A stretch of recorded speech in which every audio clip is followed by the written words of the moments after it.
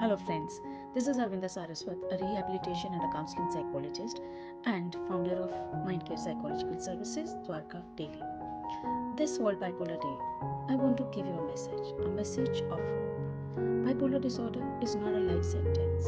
Rather, it's a manageable medical condition. In India, 1 in 40 people live with bipolar disorder, yet most face a delay of 8 years before diagnosis. But here's the truth. With proper treatment, medication, therapy, and support, 80% of the patients achieve stability. If you or someone you know experiences extreme mood shifts, periods of high energy followed by deep sadness, reach out to Mindcare at 9891 505 501, or you can also visit us at mindcareservice.com. Early intervention changes lives. Together, we can replace stigma with understanding.